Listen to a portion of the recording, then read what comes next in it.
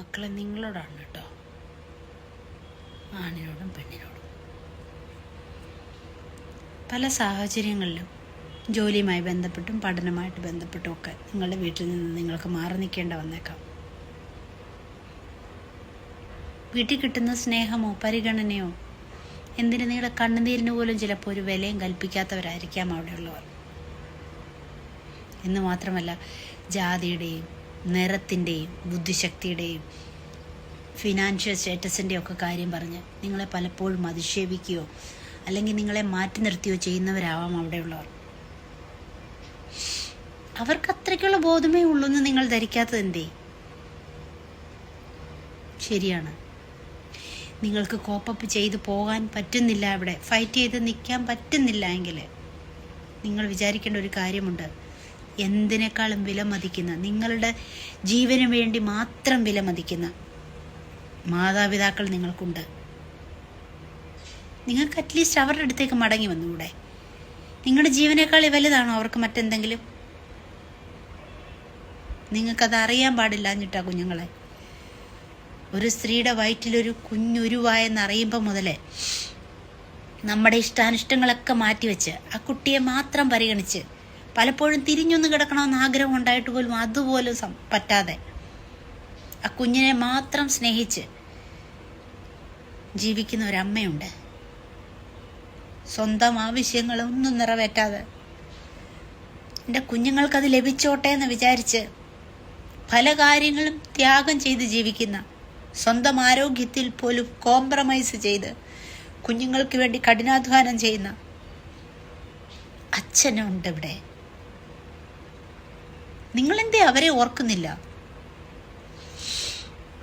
നിങ്ങൾക്ക് ഫൈറ്റ് ചെയ്ത് നിൽക്കാൻ വയ്യെങ്കിൽ നിങ്ങൾ തിരിച്ച് വീട്ടിലേക്കെങ്കിലും വരണം. ഈ പറയുന്നവർ മനസ്സിലാക്കാത്ത ഒരു കാര്യമുണ്ട്. സമ്പത്തുള്ളവനും സമ്പത്തില്ലാത്തവനും എല്ലാം കാണുന്നത് ഒരേ ആകാശമാണ്. എത്ര വില കൂടിയ ചന്ദനത്തിൽ വെച്ച് മരിച്ചു കഴിഞ്ഞ് ദഹിപ്പിച്ചാലും, വില കുറഞ്ഞൊരു ശവപ്പെട്ടിയിൽ വെറുതെ ഇട്ടുകൊണ്ട് കുഴിച്ചു മൂടിയാലും, എങ്ങനെയൊക്കെ സംസ്കാര ചടങ്ങുകൾ നടത്തിയാലും നിന്നെയും എന്നെയും ഒക്കെ സ്വീകരിക്കുന്നത് ഒരേ മണ്ണാണ്. അത് മനസ്സിലാക്കാതെയാണ് പലരും പലതും പറയുന്നത്. അവർക്ക് വേണ്ടി നഷ്ടമാക്കാനുള്ളതാണോ നിങ്ങളുടെ ജീവനും സ്വപ്നങ്ങളും? അവരുടെ കൈകളിലല്ലേ വിലങ്ങുകൾ വീഴേണ്ടത്, അല്ലാതെ നിങ്ങളുടെ കഴുത്തിലാണോ? അരുത് മക്കളെ, നിങ്ങൾ അങ്ങനെ ചെയ്യരുത്. കുറച്ച് ദിവസങ്ങൾക്ക് ശേഷം എല്ലാവർക്കും നിങ്ങളൊരു ഓർമ്മയായിട്ട് മാറും. പക്ഷെ ആ മാതാപിതാക്കള്, അവരുടെ ഈ ജീവിതം മുഴുവൻ അതൊരു വേദനയാണ്. നിങ്ങൾ എന്തിനാണ് അവർക്ക് ആ വേദന സമ്മാനിക്കുന്നത്? ധൈര്യത്തോടെ തലയുയർത്തി പിടിച്ച് നിൽക്കുക. നല്ല കുഞ്ഞുങ്ങളായി വളർന്ന് സമൂഹത്തിനും കുടുംബത്തിനും നാടിനും കൊള്ളാവുന്നവരായി നിങ്ങൾ ജീവിക്കുക. ഒരിക്കലും നിങ്ങൾ ഭീരുക്കളായി ആത്മഹത്യ ചെയ്യരുത്. മോനെ നിതിനെ, നീ വല്ലാതെ വേദനിപ്പിച്ചു കളഞ്ഞു. ആ മാതാപിതാക്കൾക്ക് ഇതൊക്കെ സഹിക്കാനുള്ള ശക്തി കൊടുക്കട്ടെ എന്ന് മനസ്സുരുക്കി പ്രാർത്ഥിക്കുകയാണ്. ഇനിയും നമ്മുടെ കുഞ്ഞുങ്ങൾ ഇങ്ങനെ ചെയ്യാതിരിക്കട്ടെ.